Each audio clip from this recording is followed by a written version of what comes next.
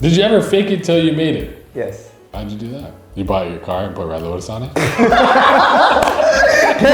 What's one thing you wish someone told you when you're starting out? Storytelling is key. Get a mentor. For people that want to start out, I recommend like reaching out to people and asking for help. Like you never know what's gonna happen if you ask. Not me. You ignore guys like Jazz, right? Do you have any experiences where anyone reached out and it was like a... I don't know if I should say that out loud, but... You guys setting them up, don't do it.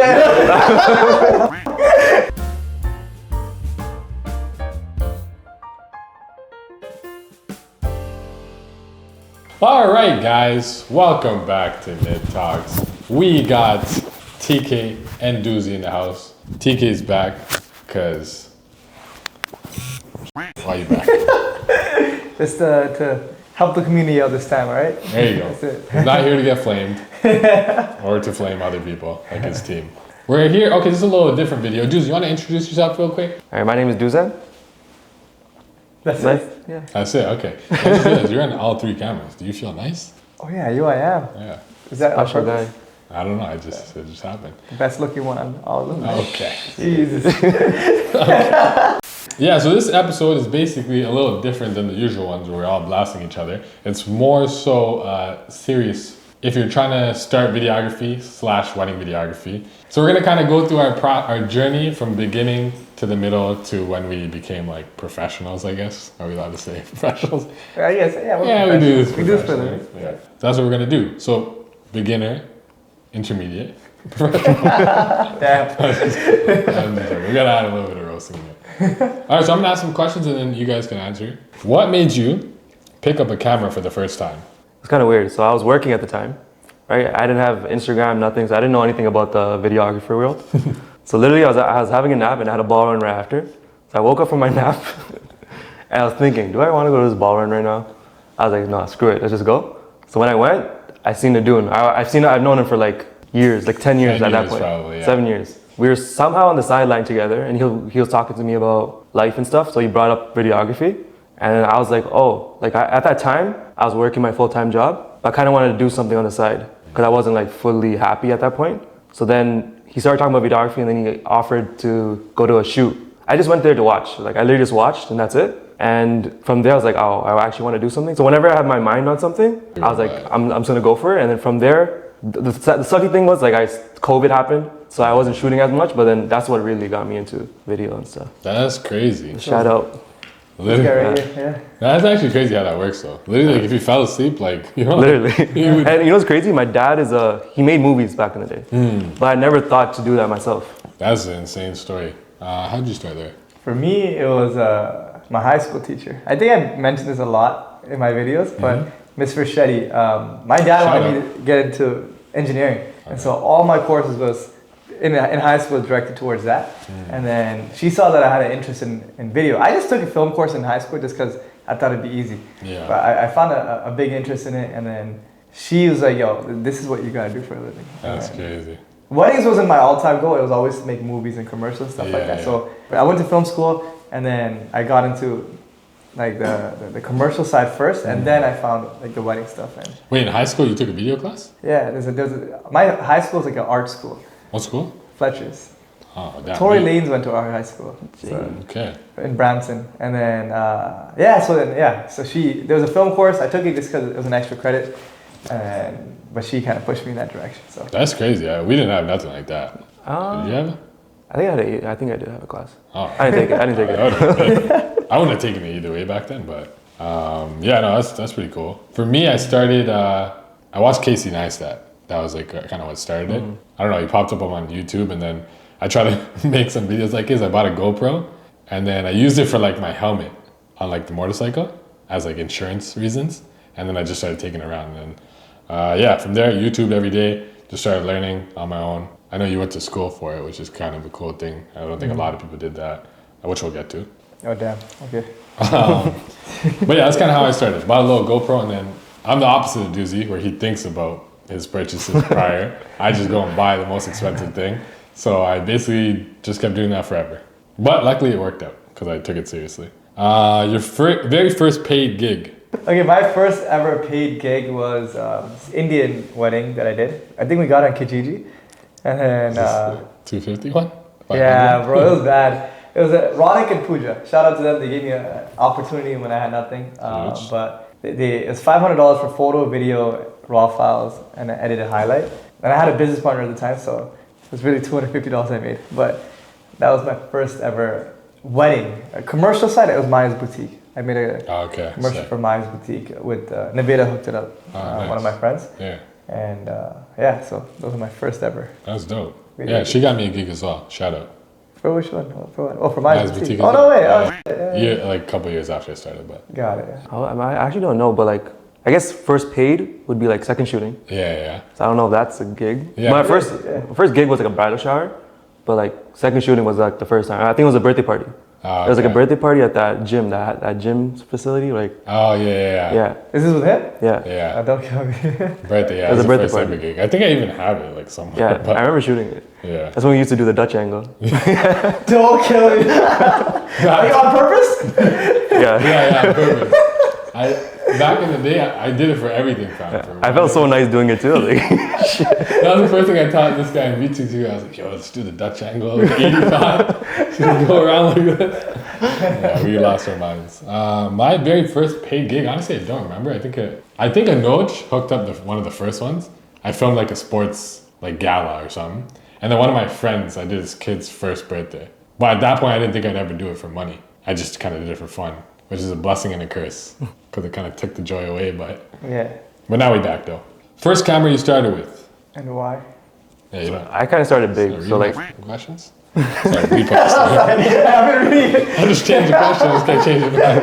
So I was new to this world, right? So I didn't even know much about video. So at the time, Duzan was using a 1DX. Yeah. So I was like, I'll just get a 1DX. So at that time, I didn't know how nice of a camera that was. Yeah. It's literally like me going from nothing to like a Lambo, basically.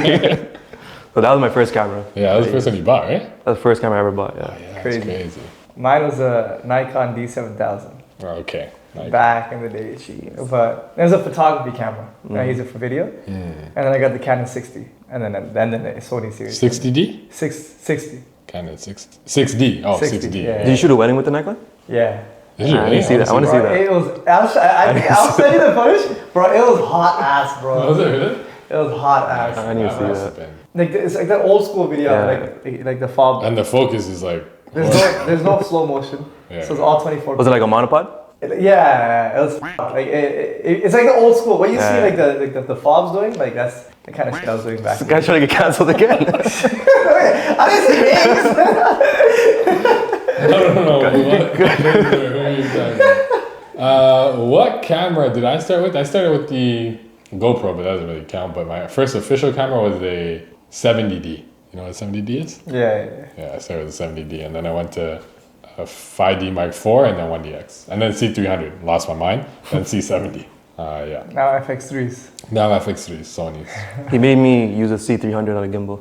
Isn't that heavy as hell? Bro, it's and then the gimbal was the crane. That's like the heaviest gimbal too. The heaviest gimbal, yeah. It made me grateful now though. Yeah. See now when you hold stuff. Now not everything. Yeah. Okay, here we go. Did you go to film school or were you self-taught?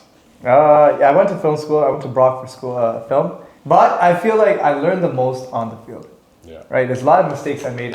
The film school teaches you theory behind everything. So why you do certain shots, why would you do this or color graded this way, whatever it may be. But going on the field, I didn't know what the settings were and all that. So how to use a camera. Yeah. They don't let you touch the camera. So they're so weird about that. So I learned the most when I was on the field more than anything. Okay. But I did go to film school. Yeah, go to school. So I guess for me, like obviously I'm still learning. So like I feel like throughout every stage, you're gonna be learning from a different path, right? Yeah. So at first I started by learning from second shooting, and also on top of that, YouTube, and even now like new people like TK, he's helping me as well with video. So like for people that want to start out, I recommend like reaching out to people that you maybe look up to and asking for help. Because a lot of them are really nice. Like you never know what's gonna happen if you ask. Not me. You ignore guys like Jazz, right? I'm not kidding. Yeah, no, that's a good point. I would say reach out to people for sure. One, make sure you're following them first. That's the one. Yo, that shot? I just quick record. Yeah, that's okay. It's on though. I just clicked it on. No, but this is on. This is on. It was recording. So but it wasn't recording. No, I was recording on the camera though. Oh, Yeah, okay, got it's it. just not recording on the thing. I just do that as backup. Oh, okay, got it. Okay, so I can just cut it. No, leave it. You can. You have this. I know. I didn't realize it was over there. You went to school for this. Damn. Yeah, I would say if you're starting out, definitely reach out. Also, be serious before you reach out. Yeah. That was the one thing I realized. There's a lot of guys who came to me who were not serious. No disrespect. I'm not being like disrespectful, but when you're going to someone who does this, like you have to at least know like the basics and like seem like you're interested. I had one guy come to a gig and he's like, I know the basics. I know everything I want to. So he came in like third shot and I asked him to change the ISO and he didn't know what the ISO was. Alright, bro. He said, what's that? What's that? I was like, there's no way.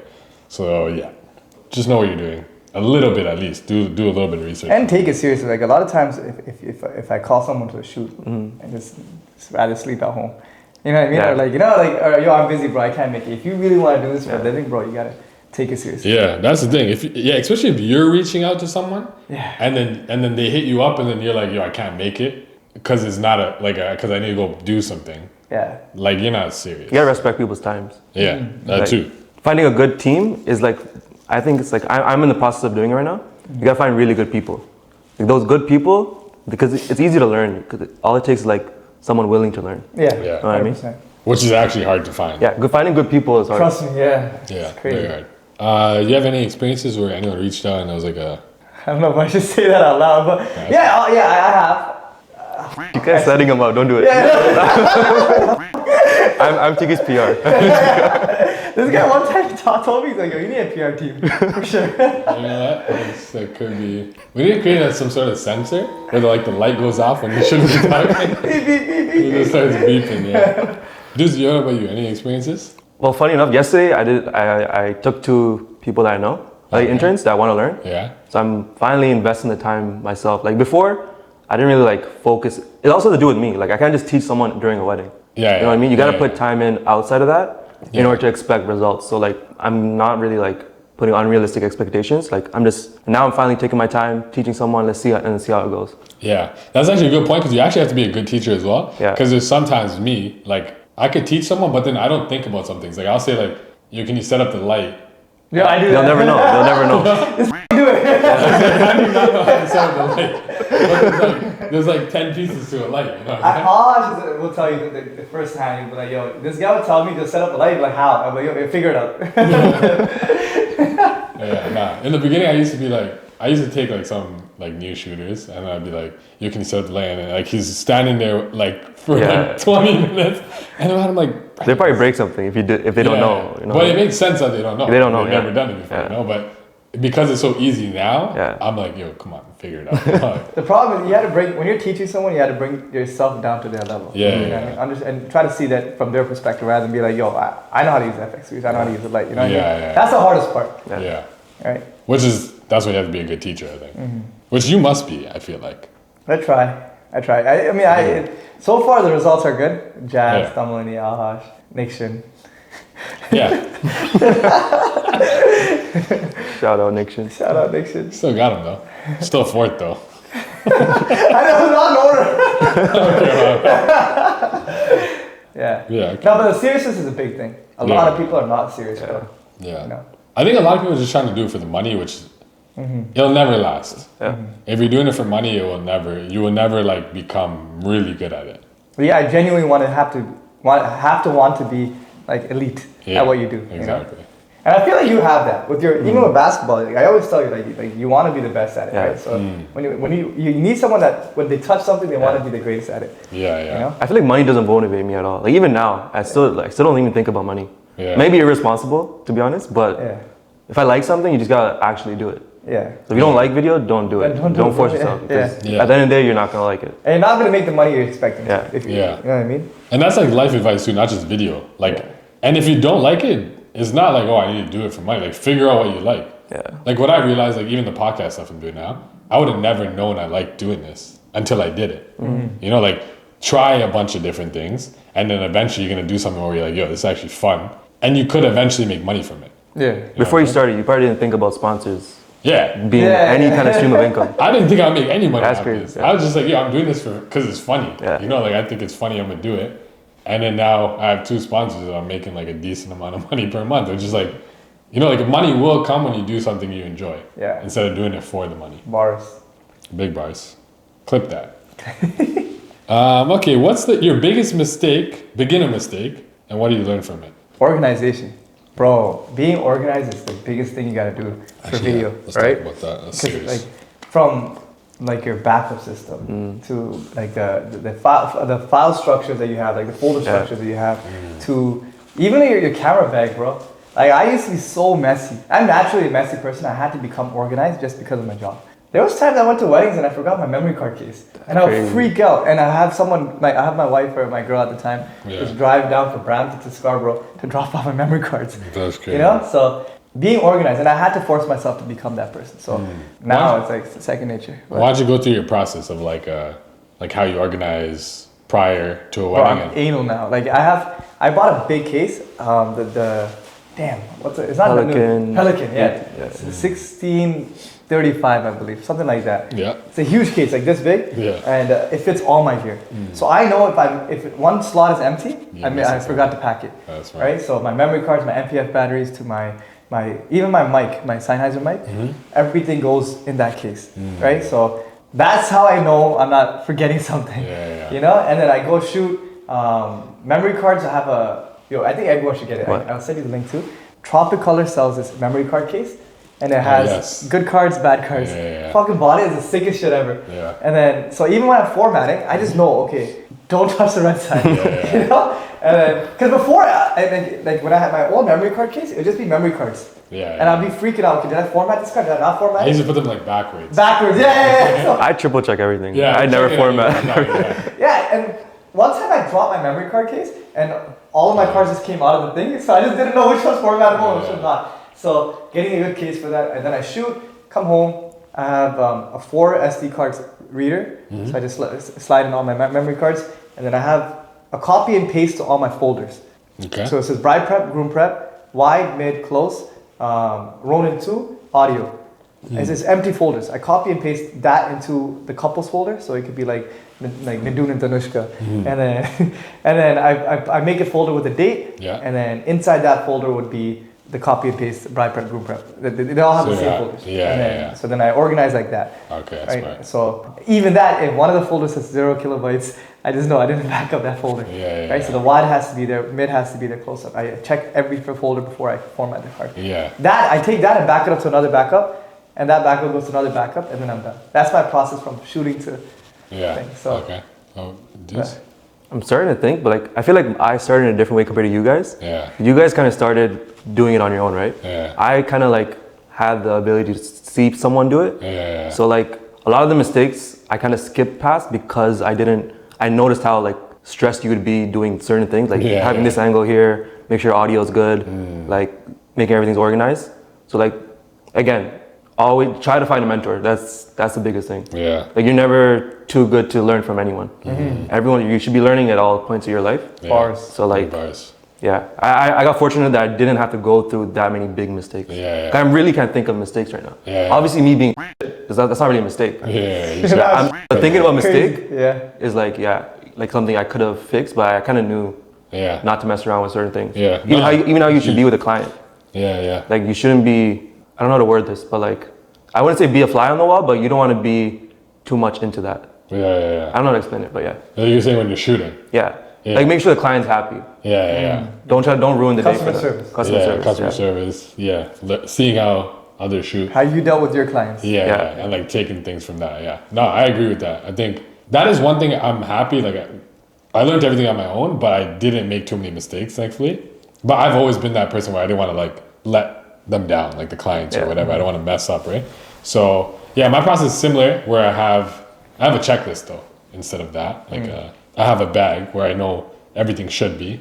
Shoot day, we shoot. When I get back, I have a similar system to yours, but I think I do one thing differently maybe. So basically I have like, when I order, I put 24, so year, 25 now, 25.05 for the month, and then 21. So anytime I put it into a folder, it's all organized from year 25, and then the month, and then the day. And then under that would be 24, 23.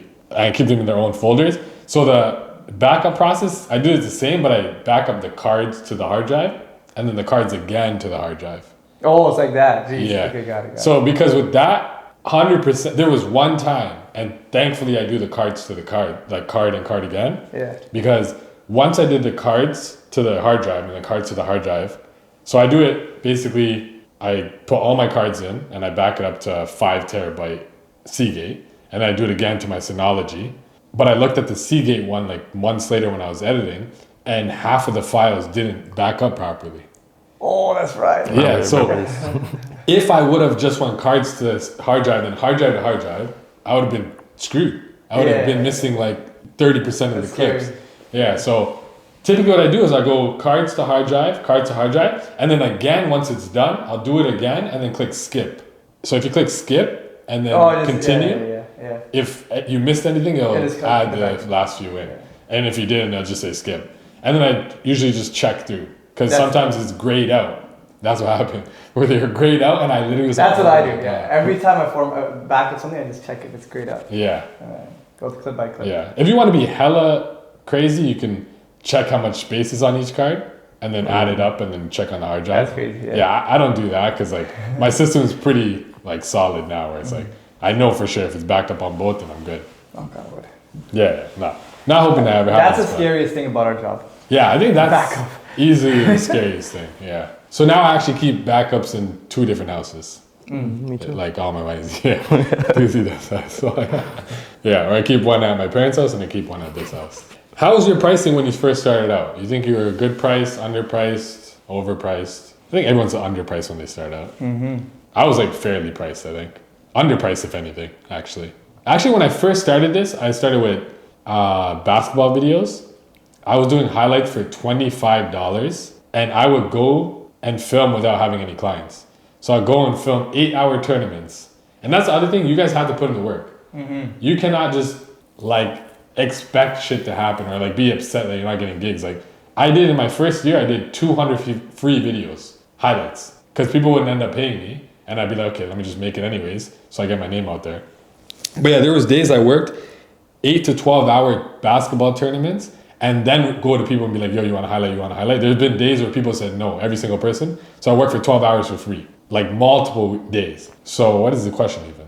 Honestly, I forgot to. Yeah, my pricing when I started out. Yeah, so I was charging hella low. I just needed to get my work out. I knew my work was pretty good, so if people see it, so the way you do that is you don't low. I mean, when you're starting out, I don't I don't think there's lowballing. Like a lot of people, you gotta get your booking somehow, man. Yeah, that's why when you guys like, I know some people get upset when people are lowballing, but like I don't really care. Like at the end of the day, if I'm charging a lot and like someone else is lowballing, like I know I'm gonna get my clients still if I'm good enough. So like there's nothing I can be mad at. So I would say, yeah, I kind of started low and then I got to the point where I was probably above average, I think. Yeah, I'm a strong believer, like when you're starting out, like if you're not good enough to like charge a certain amount, you shouldn't be doing that. So if you have to do it for free, do it for free, because all that matters, like the client has to be happy about what they're getting for the price they're paying.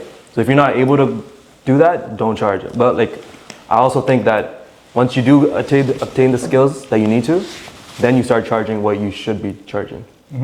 You're building your portfolio, right, at the end of the day. Yeah. To show people that you can do something like Exactly. this. Right, so. You should do things for free if you're not confident in your own skills. Yeah. Because I know someone who did their first ever gig and they charged a price that I was even like, and I usually say charge the man, like, get your money. But I was like, brother, this is your first gig. Like it don't really make sense. And he messed it up. Yeah, that's scary. That's the biggest. biggest. Messed it up, took the money. You can't shoot it again. At that point, I wouldn't even take the money. Yeah. Yeah, that's the thing. I was like, I would give them more money. Yeah, pay them.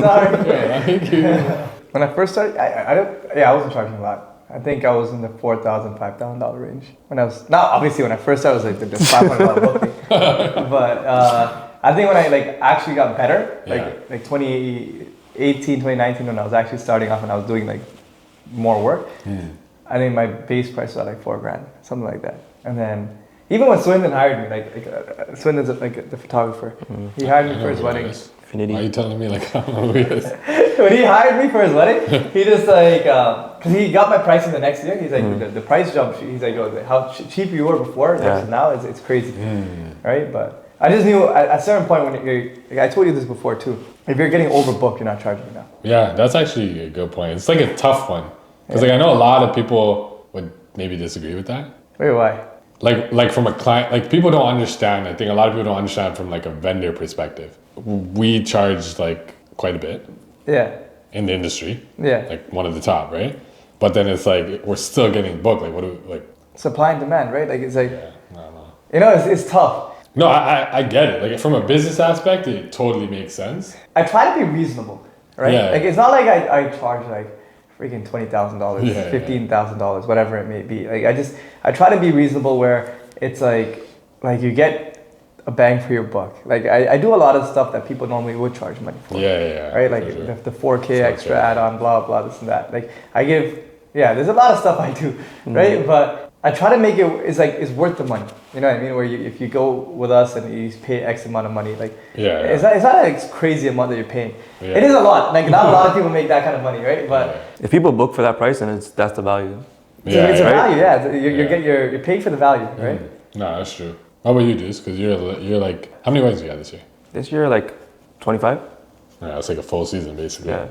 So what do you think, like pricing wise? Like, how did you? You didn't really know what to charge. Yeah, to be honest, I didn't know in the beginning, but now I feel like I'm like competitive in the industry right now.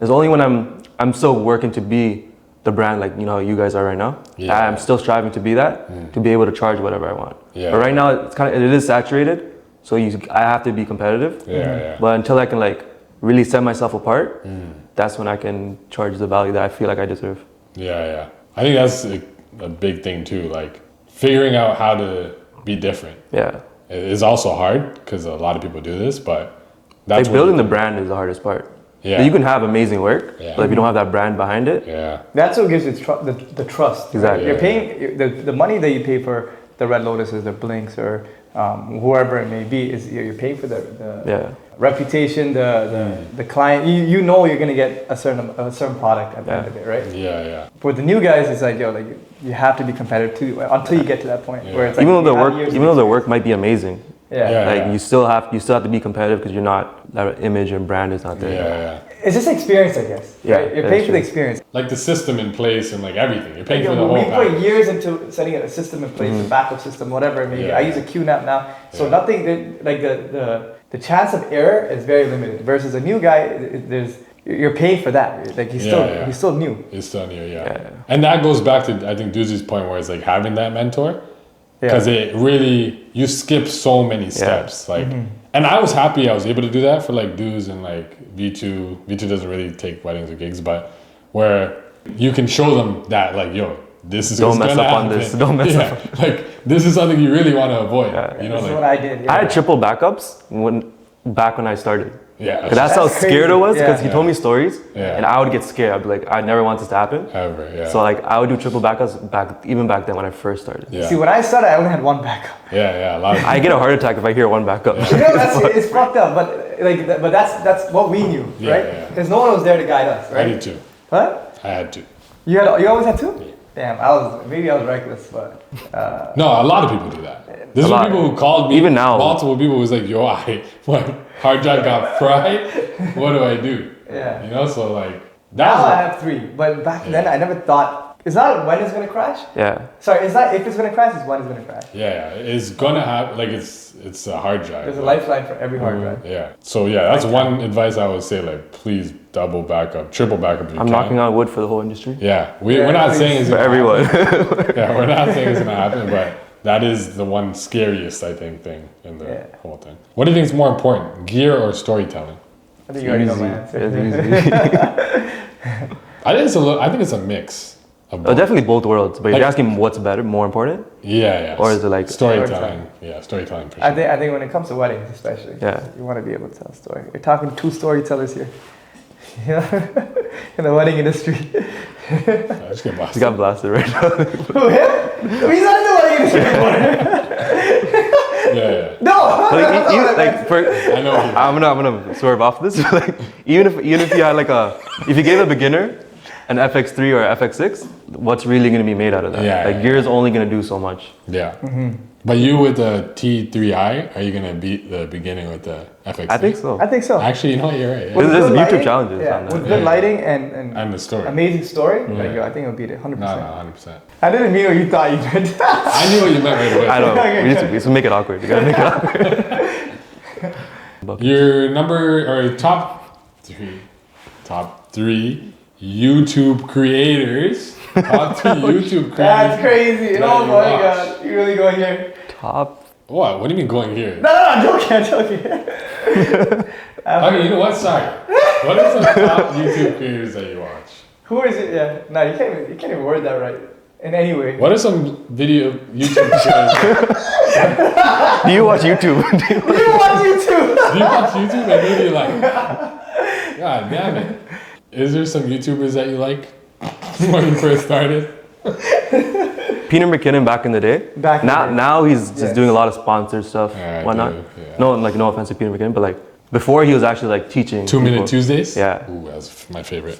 So like scroll back. If you go on Peter McKinnon, just scroll back to like back like 2018 kind of stuff. Yeah. Watch that. Yeah, Peter McKinnon is solid. Who is Matt Johnson? Yeah. He's sick. You told me about some. Oh no, it was Ahash. You told me. Justin Porter? He's nasty. He just blew He's up like so last sick. year too. Yeah. He's so sick. And he's such a sick personality. Yeah. Very positive. I could never do that at weddings. What he does. Yeah, Talks to yeah, yeah. everyone and like, you know, like random people he doesn't know. I wish I had that personality, bro. Yeah, you can tell he really loves. Loves his craft, yeah. Yeah. And he's very genuine, bro. Like, Yeah. that's who I strive to be. Justin Yeah. Porter. Even his like ad work is like always like stuff he uses. Hey guys, welcome. This is my FX3. What editing software do you guys use? So like I mostly cut on Final Cut, but like I grade on DaVinci. For me, it's the same thing, but with Premiere. I use Yeah, Premiere. yeah. I edit on Premiere and grade on DaVinci. But I want to switch fully to DaVinci. I know. He's been trying to put me on DaVinci a long time, so I've been Yeah. learning it. But yeah, as soon as we can like go fully into DaVinci, then it's like It's GG. Yeah. I feel like the industry is slowly shifting into DaVinci. The amount of people I get DMing me asking them to teach DaVinci. Probably if crazy. someone asked me what should I edit on, I wouldn't even say Final Cut. Yeah. I would say go to Straight DaVinci, straight to DaVinci. And their editing software is pretty good though. It's Like, getting better. Yeah. I used DaVinci back in like 2016. And then the one was like trash. Like I believe it was 2016, but yeah, it was like trash. But now they upped it so much that it's like everyone's able to use it. Yeah. Right? I still use Final Cut for both. But also the content I'm doing now, I don't really need to go too crazy with like color grading, but I do want to learn it. I mean, I have the whole panel and everything. So okay, which one? The big boy one. Not the table Advanced? Oh, the micro. one. The micro. The one I with got- the things Yeah. and the thing. And the screen. Yeah. You're crazy. What the fuck? There's one thing about him, like whenever he buys something, Yeah. he doesn't look at the base model. He goes right I to the go fucking. to the I got the cheapest one, and I actually grade like I that. almost got the table thing. You know, That's like 33,000 Yeah, or I something, know. like 25,000. fried in the head. That's crazy. Dano You gets never mad. use it. Dano gets big Let mad. me buy it off you, bro. You use it? I use it. I was actually looking for one. You don't have it? I have the smaller one. I'll Isn't- trade it. yeah. I'll give you my small one. You take this. Bro, I actually haven't used it at all. How about you give me the small and you take his? I'll buy it off you. Yeah, Yeah. if you want, just take it off the It's menu. the one with the screen. I'll just take it off the menu. That's crazy. Yeah, Oh, let's take what you said. I would. I actually haven't touched it. Like I literally used it like twice. That's wild. I actually looking for one. I didn't want to buy it full price. Yeah, let me know. That's Because crazy. it's just sitting there. But it's sick though. It's just I haven't taken the time to learn it. But I'll give you the small one. I'll give it to you. Down. yeah, let me know. I have it at home. I'll bring it. Editing software. Oh yeah. yeah. So first like I feel like any editing software is you can make good videos. Yeah. It doesn't really matter where you use. Yeah, kind of. Even CapCut. Yeah. CapCut's B2 nasty. uses Bro, CapCut. yeah. I think for an YouTube video, you use CapCut. You're lying. No. Oh, that's No? No. Use DaVinci. Oh, okay, I'm tripping. But like I'm saying, he could have. He used CapCut for something else. yeah. CapCut's A lot of actually vertical gonna be content. The next thing, bro. Yeah. I believe it. CapCut actually has some sick features, like some keyframing things that Yeah, you can yeah. just drag and drop. Yo, removing backgrounds. Yeah. It's just easy on that. Because technically, it's like a social media app that turned into editing software, which like the other apps aren't really thinking about. Yeah. You can edit on anything, to be honest. Yeah, I would say edit on anything really. DaVinci, like if you could start somewhere, I would say start with DaVinci. If you can utilize those tools. Yeah, it's like buying Then- an FX3. Yeah. Just Yeah. get the best ones right away And then just learn it. Yeah. and just learn it. But yeah, if you could start somewhere, I would say personally DaVinci. And by you could start anywhere really. And it's a one-time payment, bro. Premiere, I'm paying every month. Yeah, Premiere is annoying. Yeah, I didn't even think about Premiere when I first started. It's a waste. I hate Premiere, honestly. It's such a waste. I'm just so used to it. Yeah, no, a lot of people like it though. But what's one thing you wish someone told you when you're starting out? Get a mentor. Yeah, Get someone that can teach you everything that you need to know properly, right? I would agree with that. Duzzy? From my perspective, storytelling is key. Oh yeah. Yeah. Well, when you're new, I don't think you would even think about that because you're still trying to learn how to use a camera. Yeah. So I wouldn't put that expectation on, but like just thinking back, Put like importance in that yeah, rather than like learning about all the techniques and stuff. exactly. That's actually true. I think that's very important. Like over the gear and like how to light and how to do all this crazy stuff, which is very important as well. But at the end of the day, like you could do none of that and put out a good story, and that's gonna like be so much better when people are watching the video. What's your biggest insecurity as a videographer? Ooh. Insecurity? Damn. I think you kind of said this last time. You just What? where you don't. Sometimes you feel like your work's not good. Oh yeah. Yeah, I don't think, I'm a very hard critic on myself, right? So for me, it's like, I'm always thinking that I could do better. And then so because of that, I don't post often. So I make a video, it could be fire, jazz, I show it to the team and they'll be like, yo, this is sick. Yeah. I'm like, I don't know, man. I don't know if I want to post it, you know? But because of that, I hold myself back a lot because I'm very insecure about that. Yeah. I feel like I know my potential, I feel like I haven't hit it. Yeah. That's a big thing with me too. Like I feel like I make a video, and I've never like, type of person I am is like, I know I can always do better. So like if I do something, I would always discredit myself and I'd be like, okay, 1 week later I'll be like, I don't want to post it anymore. Yeah. Like, the longer you wait, the worse it gets for you. So I need to get out of that habit and just appreciate where you are right now. Yeah. Just post And whatever know you you'll have, get better. because you know you're gonna get better. So just go with it. Yeah. That's crazy. Honestly, I've never felt like that. You post it bare. Yeah, I post a lot. I post like almost every, like obviously the last year I didn't post too much because I was kind of stopping weddings. But yeah, I've always posted almost all my work, and I don't really care what people have to say. I think at the end of the day, is that kind of like caring what people are gonna say? For me, I don't think so. It is my own opinion. Yeah, it's personal, I guess. Personal. Because me and Denise could talk about this. Yeah. She's like a perfectionist and she doesn't post some things and she says it's for herself. But isn't that like, when you think about it, isn't it? It could be for It is sharing with the world, so it is, you're right. Isn't it like you're sharing with the world and you don't want to share it because you don't want people to say anything. I think right? You don't want them to like Damn. think of maybe. it. Some therapy sessions happen. No, because she says the same thing where it's like it's for herself, but like when you break it down, if it was really for yourself, like You're right. You're understanding that you're going through a journey. You're not at the potential that you're going to be. You're going to keep getting better. Yeah. So your work right now is not going to be your work next year. So like if you understand that, like why do you care? Like not why, I get why people care, but you shouldn't care. Like it almost makes me happy to look back at my 2018 videos and be like, oh shit, like Yeah, you got so much better, yeah. You know, like so I think you're kind of documenting at the same time. It's not, and just to be clear, it's not that like we don't appreciate our clients' wedding videos. We appreciate it. We appreciate it all. I'll make sure it's the best fit. Yeah, literally. Like, the day I make it, I'm like, this is fire. Yeah. You're doing everything you can. Yeah. It's just, it also comes into like, you see videos online and you like, you see like the wedding filmers. Dude, those guys are elite, man. You know, like, when I'm not there, I just feel like I'm not anywhere. Good enough. Good enough, you know? Yeah. Yeah. So it's like, you see that thing, like stuff like that. Even like podcasts, for example, like I see other podcasts and they look way better than mine. But like, luckily I can understand that I'm going to get there. You know, like I'm not there yet. But a lot of people see those things and they think like, oh, I shouldn't even post it because I'm not there. But I think we need to like, try to be like, yo. We're trying to be LeBron right now. Yeah. Even though we're probably like, you know. You're like Russia Nesterovich. No. Okay. Probably Steph. No, not Steph. Like Tyrese Halliburton. Steph is up there. Tyrese. I don't know what's Tyrese. Tyrese chill. Tyrese is up there, dude. I hate Tyrese though, but yeah. Wait, why? I don't know, because he talk crap to Dame. Demeanor, you know. I don't like him talking to Dame. Overrated. He's dumb. Can't talk to the OGs. Yeah, you can't Yeah, talk crap to that's true. Dame. The guy did the He did the ding time? Yeah. Oh, damn. That's tough. bastard. He's But- cooking right But now. he's cooking though. I can't even say nothing. I want to hate him so much. Hey, Duzan, if I mistreat my employees, is there anyone I should be afraid of? This guy named GB Law. Yeah? He'll come after you. Is he the Batman of the streets in Scarborough? Yep. I heard he bullies. Damn. Yeah. So GB Law. GB Beware Law. of GB Law. Your lawyer's favorite lawyer. Did you ever fake it till you made it? Yes. Damn. How'd you do that? Man, I don't know if I should say this out loud. You bought your car and put Red Lotus on it?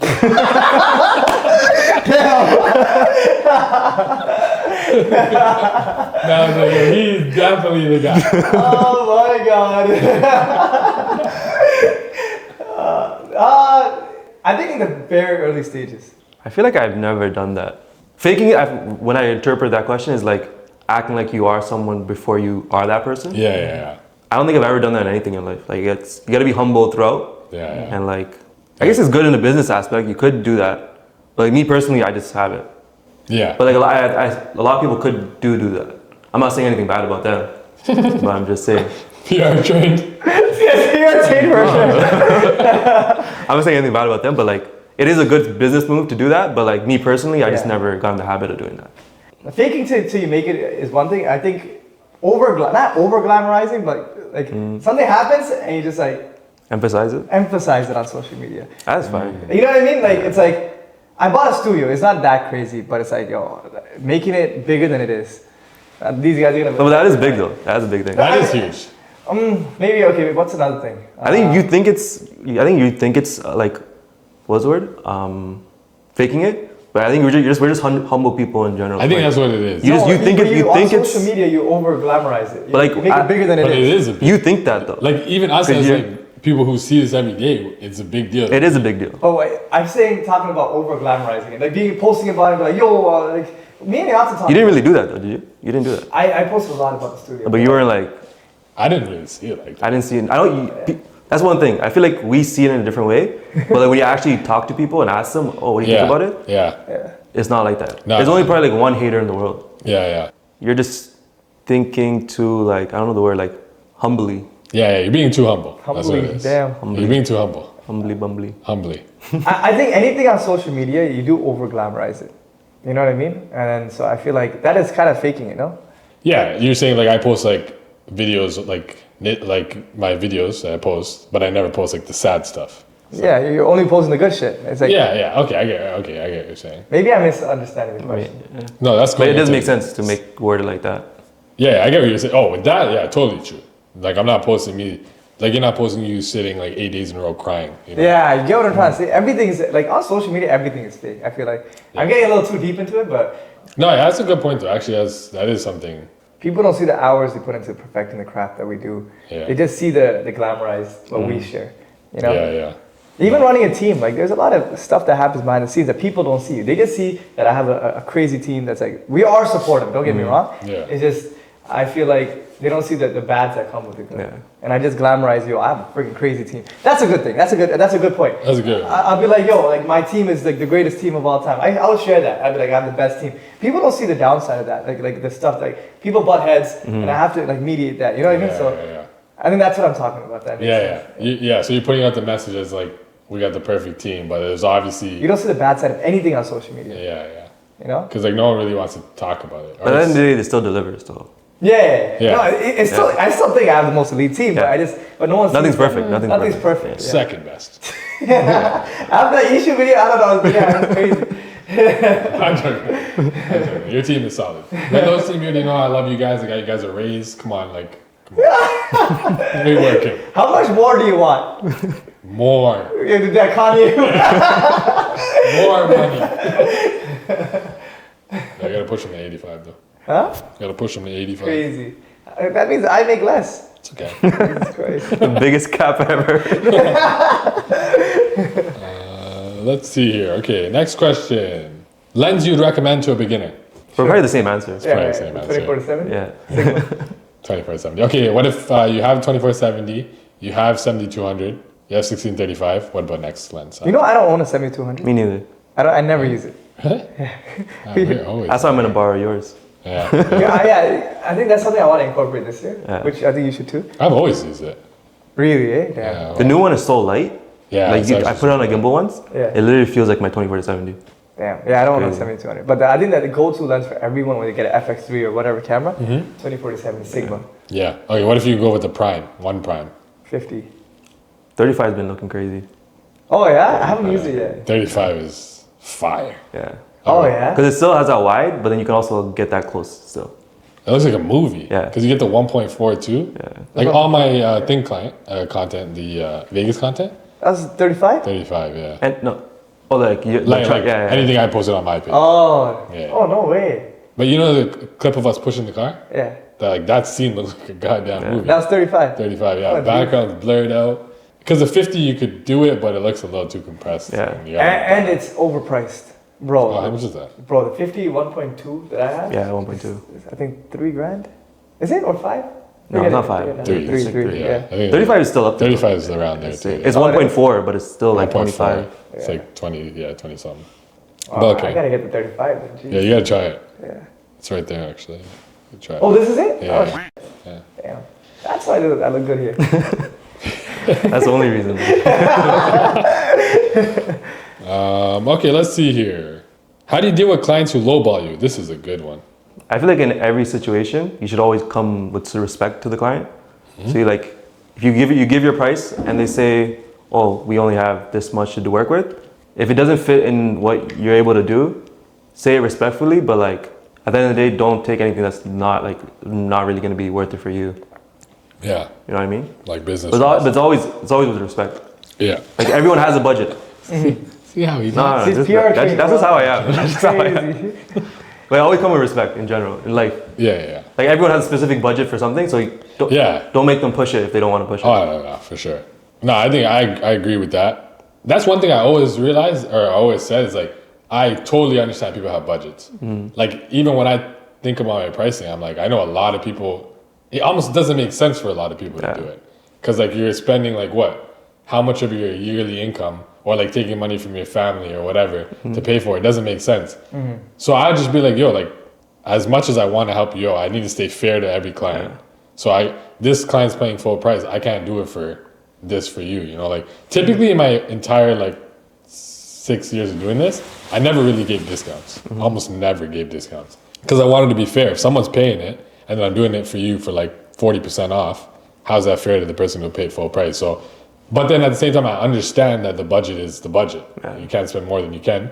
I just kind of tell them, like, you should look for someone within your budget, and I'll give suggestions as well. These guys are starting out and they're really good. They charge a lot lower, so hit like you might want to hit them up. Yeah, that's what I do. Literally what I do. Yeah. Just That's give word out for word. options. I be transparent with them. I tell them like, hey, this is not something I could afford to do. Yeah. Because Nadoon makes me pay my shooters like 10 times the amount now. Yeah. Right. So unless they give you a sad story. So yeah, anytime I was booked, I put like other vendors that might have been available who I thought were really good at what they do. Yeah. Okay. PR. Yeah, we locked in. this guy is the guy, bro. We gotta follow his lead. With respect. Man, will you please repeat the question again? Sure. You didn't want there to be the in-between. You went from the question to the answer. No smoke over here. What's one sign that you realize, or that happens that you realize you're undercharging? I think we mentioned it before. If we're getting like way too overbooked. Yeah. You're getting overbooked. You're not charging enough. That's like the only thing. Yeah, I would say that's kind of how I raised my prices when I was overbooked one year, and I'm like, okay, next year I gotta raise it. Overbooked again, raise it again. I started hella low though. My first 2 years, I think I was charging like 25 to $3 grand. 2,500 to $3 grand, yeah, in the beginning. I think that's a lot of people, bro. Yeah, around that range. Yeah. It's probably fair actually if I'm starting out. I don't really have a portfolio or whatever. I was doing like birthdays and stuff, but how do you deal with high pressure moments in a wedding? Like for example, Dali, first kiss. How do you deal with it? Yeah, dude, you can start. I think one thing that kind of helps is like my sports background. So like those intense moments. Like, I know it's not relatable, but like it kind of is. It really is. Like in those crunch time moments. Like for example, I was doing a wedding once, and my camera started to overheat because it was really hot in there.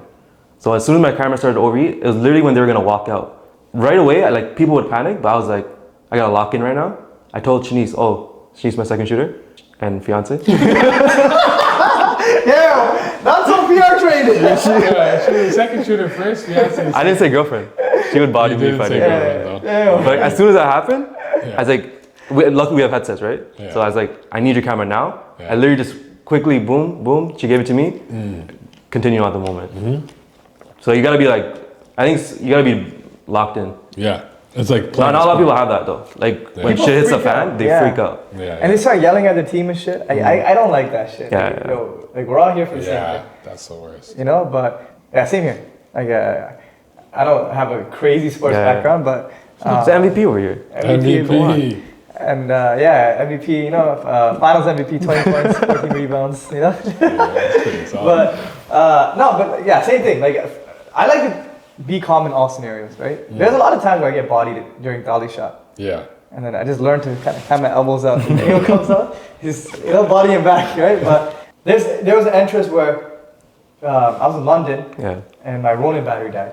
Oh shit. And then I told Nick to go get it, and then this guy was like slow walking, Oh no. you know, like moonwalking, Yeah. like back They and don't back. understand the stress And that then, you're like, she's doing. about to enter. I'm like, guys, give me a second. I'm like, oh, Nick, I really need the battery. And then he just fucking walks slowly. And then I ended up just running and getting it myself. Oh no. Yeah, when he laughing. But He's gonna love this. but honestly, no, he was dying about it. Yeah. And then, but yeah, the biggest thing is just like, problem solving. Yeah. If you know how to problem solve well, then you're not gonna freak out. Yeah, yeah. No, I think it's, and the sports thing is actually, It's actually. I think even with driving, like there's a lot of things that happen sometimes, and like I avoid it when I was on my motorcycle too, and it's because it's sports. Like my What do you mean reaction, driving? like when you're driving, and like someone hit, like someone road rage slams the Or brake, cuts you off. Oh, like like reaction. you're able to maneuver, Reaction. reaction time, time, yeah. and it's similar to like video, where it's like mental too. I've seen like sometimes I'm shooting, and like something happens, and then there's a person who's like frozen, doesn't know what to do. Yeah. They're just standing, and I'm like, yo, we need to like come to this side. Yeah. And like someone walks and blocks the camera. Yeah. Like, what do you do next? But I think one way to actually avoid that, without being like that skill, like sports or like reaction time, is to have multiple angles. As Yeah. annoying as that could be, that's one thing I always make sure for birthdays. I have 2 angles. I never solo shoot anything in my life ever, because I always want to make sure if anything did happen, I have a second angle. So weddings, we always do 3 plus 2 tripods, so 5. Sorry, photographers. I know it's a little annoying. Did you when you started off? Weren't you one angle? Or am I tripping? One angle, what? For just the center. Yeah, You were. but we have 3 angles on gimbal. Don't kill me. I didn't know that. Yeah, I remember when I was first starting off, I seen a lot of new video guys just had the center angle. For full coverage. Just for full coverage. And I'm like, yo, bro, isn't that kind of scary? But I never did full coverage when I started, though. You're doing highlights. And even later on, you were doing just highlight, right? Yeah, like Even the last- then, even when he was doing highlight, he still had 2-3 tripods for backup. Yeah, yeah. Yeah. Like the last. No, I know when you're Yeah. starting off, I remember, I don't know if it was you or another company, it was just, they just had the center wide. Actually, no. In the starting, we didn't have a tripod Any at all. at all. That's yeah, yeah. crazy. Yeah, yeah, because we didn't do. Only Coverage. highlight. Yeah. But we would run our gimbals the whole time. Yeah. That's why we're all deced. Yo, if people see my back, bro, different. Big back. Everything else is slim. Just the back is these. Yeah, from the gimbal work. Yeah, Yeah. that's the gimbal work. But yeah, I think that's one way to avoid it, because you're never gonna, like, say worst case you miss something, you know, your second shooter has it or your other second shooter has it, or worst case your gimbals have it or your tripods have it. And bro, you're not gonna be you can't problem solve when you're stressed. Yeah. You have to be calm. You know what I mean? Being stressed does nothing. Yeah. You can't In everything. You can't think. You In can't everything. problem solve. You're just gonna Yeah. be mean to your team. Yeah. You know? I always believe. Have you ever seen that before? Yeah. Being mean to your team? Yeah. I see. I'm. You yelled at Ash before, didn't you? Never in my life. Never. Ash, actually, does he ever catch it? No, he doesn't know. PR trained. only Nixon does. Nixon, he catches it, but Nixon's my boy. Like, we've known each other since we were kids. Since we were 10 years old. I could yell at him and be like, yo, hug it out right after. Yeah, yeah, yeah. But, and it's never yelling at like, yo, F you, Yeah, like, I yeah. hate you, you know? It's like more so, yo, Hurry up. Hurry up. But that's that guy. Why didn't you do that when it happened? Huh? Why, you said you asked him nicely. And then you got it. I yourself. did Oh, He still walked. I try to be PR trained at this one, but I have to be honest. You have so much video footage on me that you can just destroy I me. could, with. yeah. You know what? I actually want the spot for free. It's mine now. 50% off. I'm the captain now. How do you handle your audio for weddings? I have one shotgun mic on my camera just in case. And then I also have this DJI mic on the ear. if he allows us. If he doesn't allow us, I usually just put it near the mic, right? And then I also have something called a Zoom A6, which connects to the audio board with the DJ. So I have the audio from the mic coming. So we have like three. Audio is crucial, bro. Yeah. I think the only difference with me is I have the F3, so it's like lossless audio. As what? Lossless audio. It's How's kind of like raw video, Yeah. Oh, but okay. raw audio. It's like it's not lossless, but it's close to. Is that like 32-bit float? Yeah. Something like that. So the audio could be like yo on the mic, and then it You doesn't can fix like, it. You can fix it, bring it down afterwards. Okay. So that's the only difference. Well, that's pretty cool. Someone's breaking in. But everything else we do the same thing. Yeah. Yeah, same thing. Yeah, I think we do basically the same thing now. In the beginning, One mic, no mic. but I did full comp. I mean, I didn't do full. You did comp. highlight, right? I Yeah. did highlight, so that's why we have like our on-camera stuff. But something, Danuski? Hi. Well, good. Hello. So who's getting roasted today? No one really. Nobody. I'm helping TK. You're helping me out, yeah. This is helping TK from getting cancelled. Yeah. Or beat up. Or one of the two. Eat? No, they do the stomach's been grumbling for the last Yeah, time. you hear that? Do you have food? Tell me when you guys want to order something. No, it's okay. No, we all Yeah, here's your China Cottage here. You can just take it. They deliver it here? Yeah, they do. Who is? China Cottage. You're gonna change his life now. He's gonna order it every day. I just come over all the time here. Oh, it doesn't come. It doesn't? Because of Brampton. It's too far. You're that close to China Cottage? No, It's not that close, though. It's like 45 to 50 minutes. And they deliver it? Yeah. Bro. Okay, what has been your worst client experience? We can't answer that. PR, we have to reject that question. The next question, please. Okay. What's your take on same-day edits, TK? 'Cause you probably go through a shitload of these. It's brutal. That's the most stressful shit. But to all the new videographers out there, I think throwing in a free same day edit does help you a lot. Trust me on this. Like if they booked a highlight video and just upgrading it to same day edit, having it ready by the reception time, it'll help you with your business. I feel like I did that a lot when I started off because Oh, yeah. that's your marketing tool, right? There's 750 people at most at weddings, and they're gonna be at the reception. Let's say 500 people at the reception. That's the time you can display your work to the public Yeah. on the spot, and everyone's gonna be cheering you on, and it just happened. So that's your best marketing tool, not Instagram, but the same day edits. So a lot of you guys, if they already booked the highlight videos, there's no harm in upgrading it to the same day edit, next day edit, whatever it is.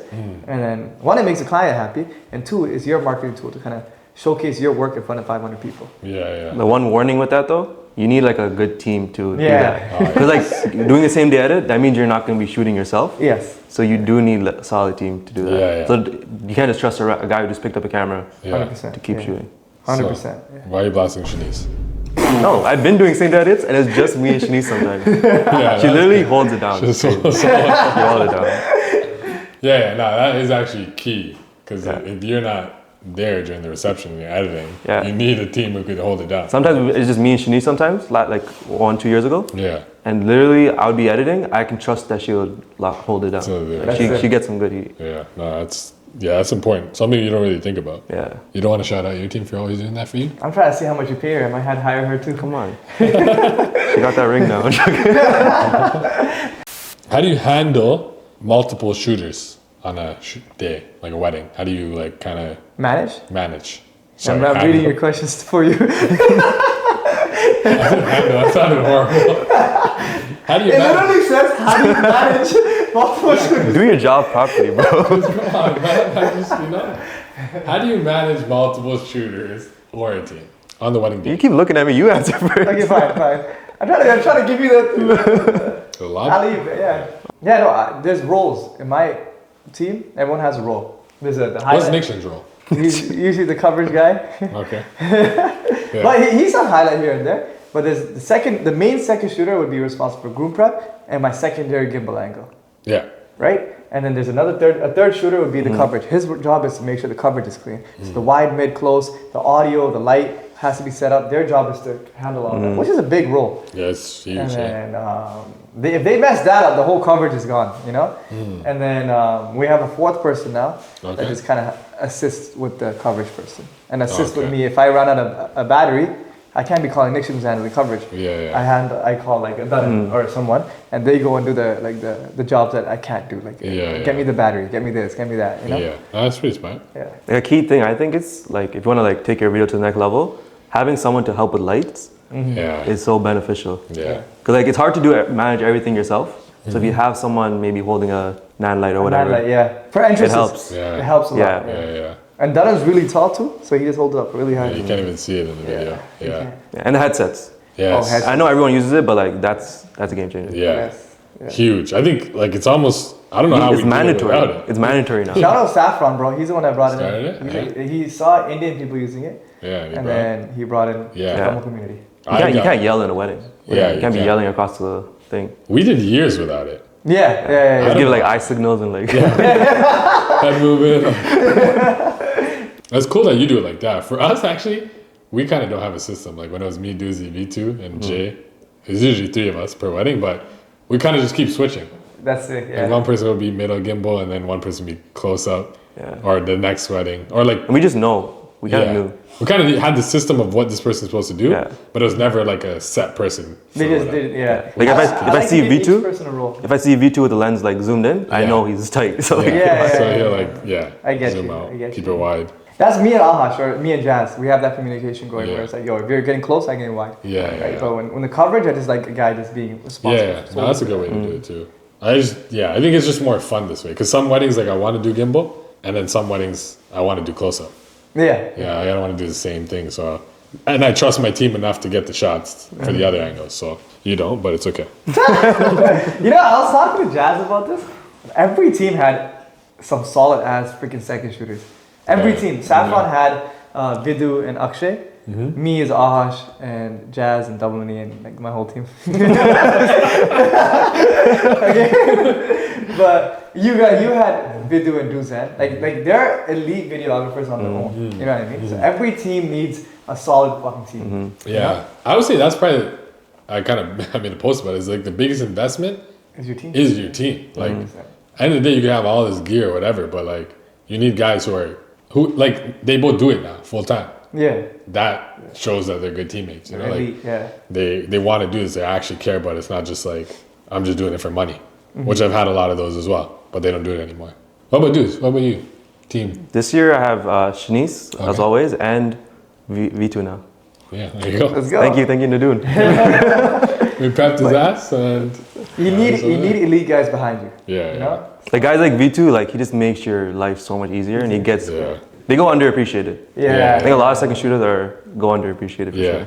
That's the one thing I always make sure to do in any video I've ever posted on Blink. The first tag is always my second shooters. Okay, I get it. I gotta start doing that too.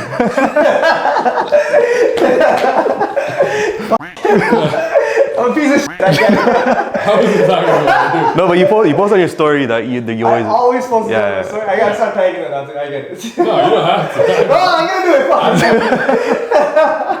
I didn't know you didn't do it. I'm just saying, like, you know how a lot of people put the photographer first? Yeah. And then, like, whoever else, I put my second shooters first because they're more But important to me. I don't do that, to be honest. Yeah, Like, a I lot of people don't- don't. No, we should though. We should. Yeah. Because there's no always video without them. Yeah, exactly. So for me, that's the most important to my business. So I'm gonna. You have my back there. There you go.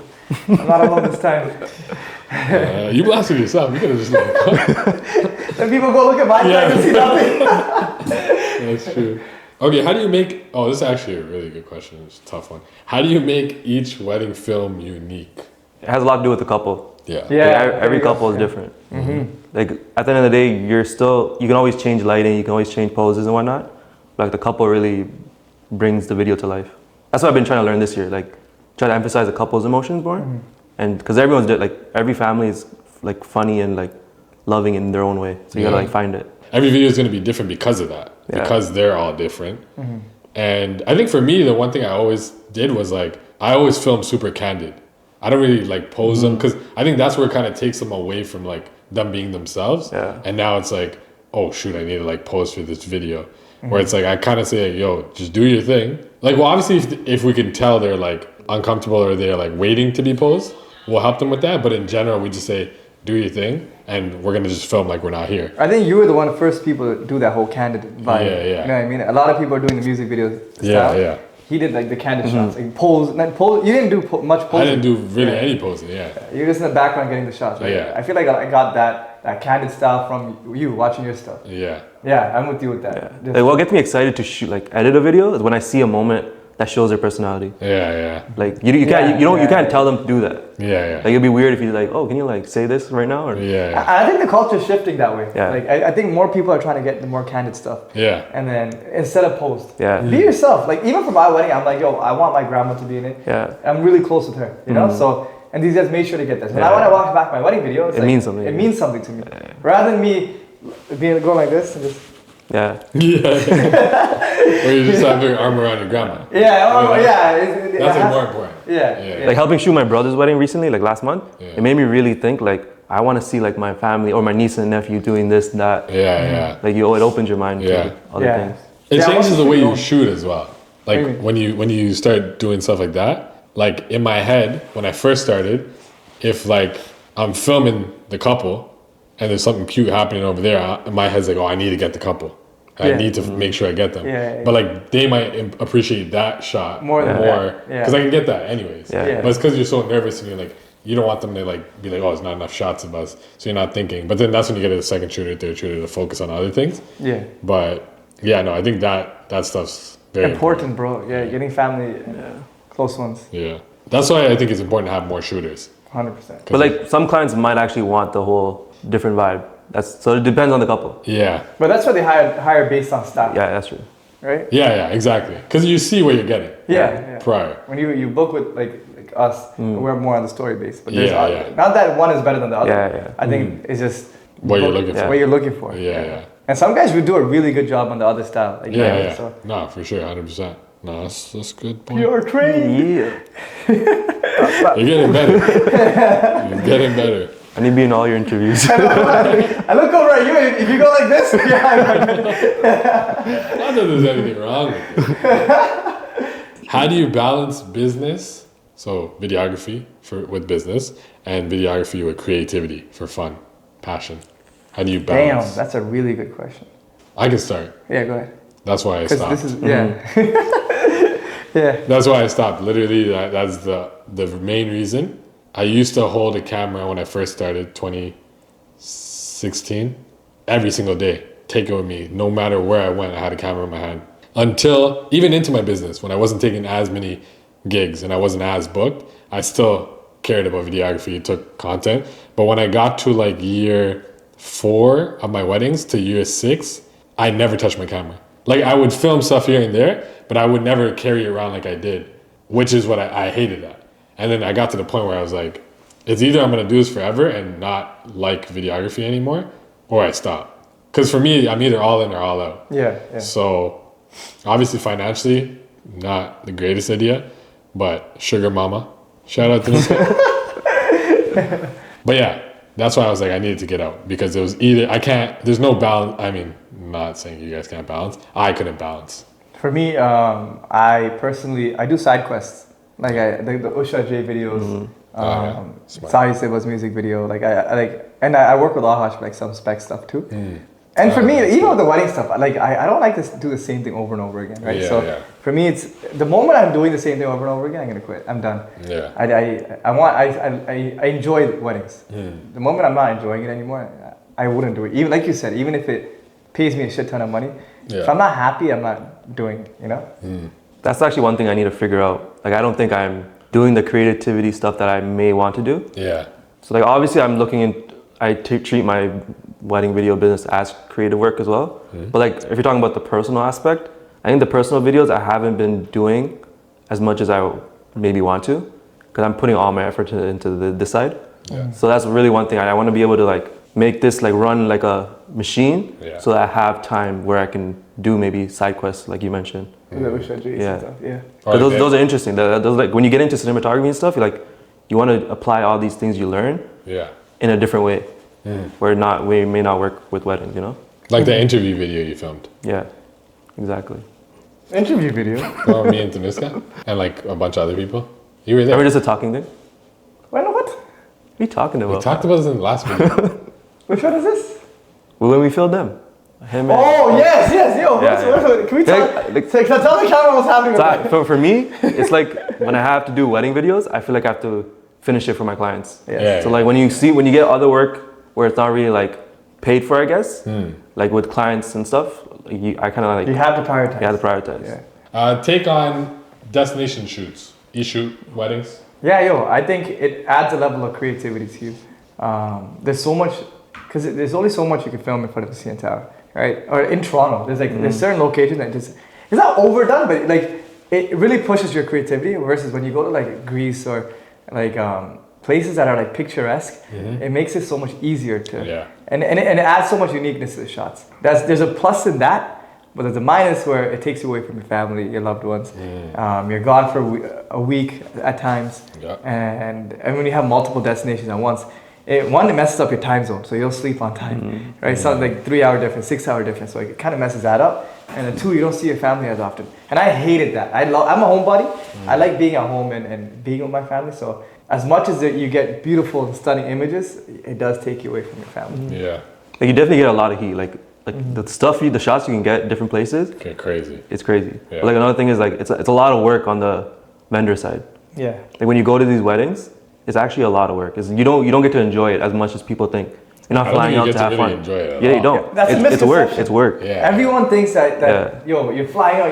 It must be sick. Yeah. It's not, bro. It's like it's not sick. It is. It's work. We're It's just work, working. yeah, Nice. it's still work. Then we fly in, shoot. We fly out. Yeah. It's not like we're chilling in between. Yeah. It makes it worth it when you get the shots though. Yes. That you want. Yes. Yeah. That's actually the reason I never took destination really anything. It's because of that. Like I felt like it was just way too much more pressure. Even though the shots do look fire, and I think issue videos and wedding destination shot videos look amazing. I think it's good for a portfolio, but you gotta rent lights. You gotta you gotta do stuff. Like we have all our lights here. Like there, you gotta rent it. You gotta do all this stuff that you're not doing in Toronto. So for me, I just felt like it was way too much pressure. I mean, you could take 3 shooters. I think It's a bigger cost. more cost, and then they're paying for that. All that. I don't know. For me, it just didn't really make sense to do. What's your biggest myth about being self-employed videographer? People think you control your time. Yeah. But like it's a lot of work that doesn't go unseen. So like some people are working 9 to 5, right? But like for me personally, it's like I feel like I'm working the whole day. 24 hours. Where it's like I don't know when to take my breaks and stuff. Yeah. That's the biggest thing. I think that's the same. I just never have time. I'm either editing one video and then you're filming that night, and then guess what's due next week? The video you just filmed.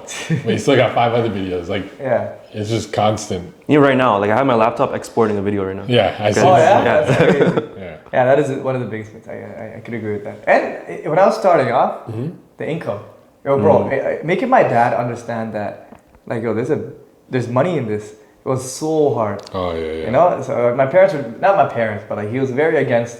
Because I was doing engineering and switching over to that, he's just like, yo, like, what are you doing? Sure about this, like South Asian family holds, like they don't understand. But now I feel like it's becoming a bit more normalized. Yeah. Like you're doing it pretty well right now because you have your team like helping you edit. Yeah. That's the thing. Like if you have that, even some kind of help, it really like takes off some I load told for you from day one to get a team I know, to edit. I know. It's hard. No, it's hard to find people that want to edit. Yeah, that's another thing. You have to find people that want to edit. Yeah, no, I don't think anyone really. Yeah, Wants to edit, it's not a glamorous thing, especially if you're just culling. Yeah. Yeah. It's kind of boring. Yeah, it is. Culling is when you're cutting footage, not the edit is boring. Yeah, like looking through the footage and like getting the pieces The that you need. the best shots. 3 angles, like it's a tough job. Takes a long time too. Food's coming, no way. This is actually a great, fantastic question. As a videographer, what do you think about vertical videos? I hate them. I hate them too. I understand it though. I hate it, but I understand it. I get it. Yeah. I get it. I hate it. I hate everything about If it. you actually see the full frame of the shot, it's way better than what you see in a little And a strip. vertical. Yeah, it's so dumb. Like your e-shoot video that you posted was horizontal. But we posted it sideways. Oh, that's what it was. Yeah.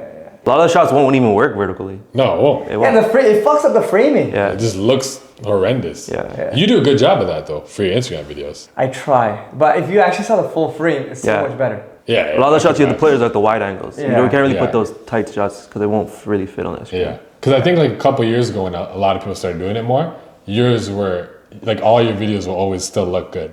I'm a perfectionist with it, but Yeah. there's actually a couple things on DaVinci that you can do. I'll show you after. Really? That actually makes it much more crisper. I know you could do the thing where you did with like the flower one, where you just add it on Photoshop. You add the top and the bottom. Generative. Oh, it's generative fill. Yeah. Yeah. Not even that. Like, I can Yeah. make it look like crisper for Instagram. Really? I'll show you afterwards. Yeah. The resolution? Everything. Yeah. You heard it here first. But if you do want more information on that, make sure to go to his next His channel. Workshop. The workshop. Yes. which is coming when? July. I don't even Give the know his plug right actual now or one. what? Yeah. Also, he's not selling his spot because it's already sold. So July 25th, 26th, and 27th is going to be our next workshop in Toronto. You post that already? Not yet. Okay. You heard it here be first? ready for that. If you're watching this video, you care about videography, Yes. why not learn from the third best? Third best. Cut. Oh shit! I meant like because of us. Like. Oh, okay. You got it. What the heck? But no, yeah, I reached the workshop. It's in Toronto. And it's not even just a workshop, it's a community that I'm building, right? It's just, And you keep in touch with them as well. and they shadow me at work, and every Wednesdays we meet up, or we try to meet up, and any questions they have, they can always ask me. It's like a mentor. Yeah. Like, I mean, I'm in both these guys' broadcast channel. What's it called? Like a broadcast Yeah, channel? broadcast channel. Oh, yeah. Like, you guys should, you actually like see a lot of things behind the scenes that Yeah. help out. Yeah. No, that's huge. I think that course would be. I might pull up just for fun, No, come teach. Yeah. maybe. Yeah. Someone's like, yo, and you and Tiki doing the social media one. Oh, don't kill me. We talked about anything. Do you think AI will ever take over wedding videography?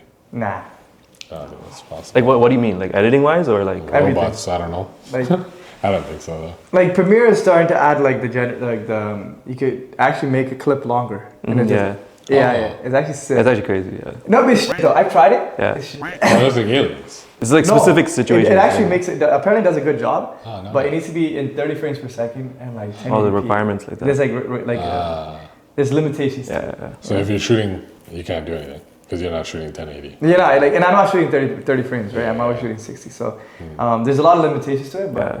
apparently it's clean. Like it does a decent job. Like for me personally, if I was getting a video for myself, I wouldn't want things that didn't happen. Like with what Yeah. AI is doing. Yeah. You know what I mean? I think it helps us. It enhances it. You can It enhance enhances it. it. Yeah. Like DaVinci has like so many AI tools that actually make life easier for us now. Yeah. Right? Just like the FX3, right?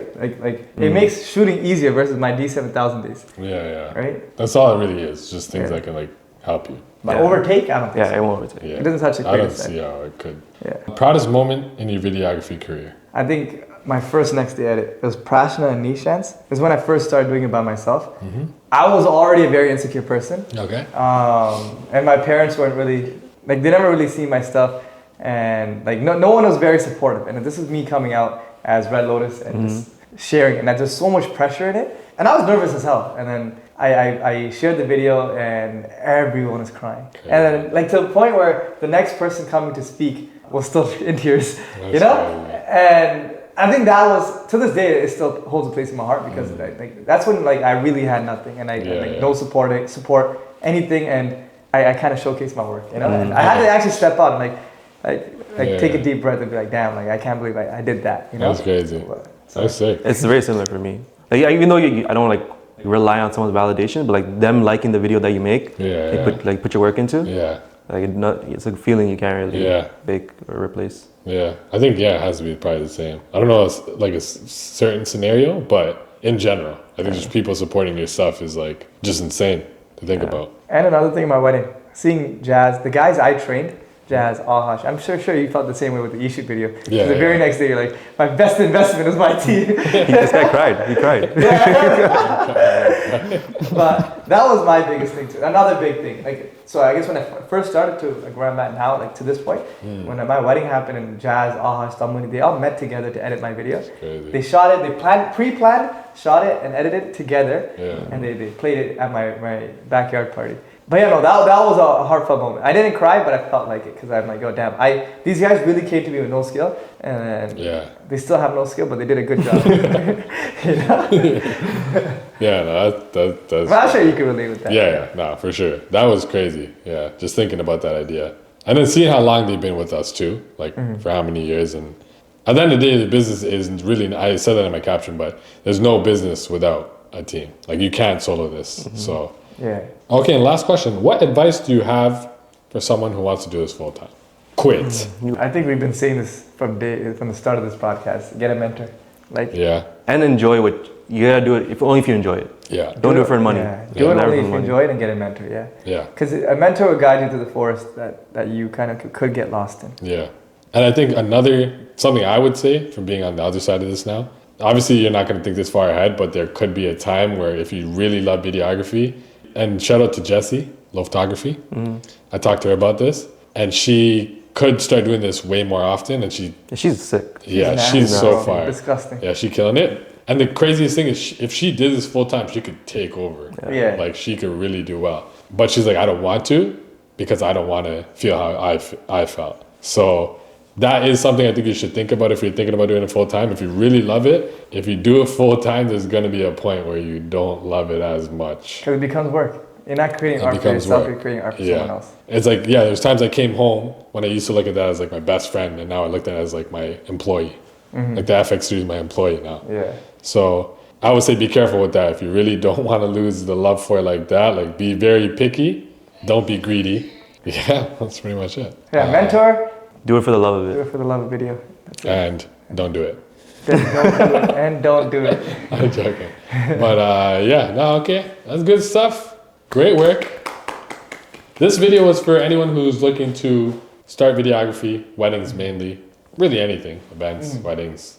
It's kind of our journey. Duz has been doing it since 2021. Basically. 2018. 2017. 2017 and 2018, technically. 2019 weddings. Don't do that same shit. Do a different one. Okay. Here. That's what I did. I don't know what else to do. I don't want to do what that guy in the video did. That's a cut.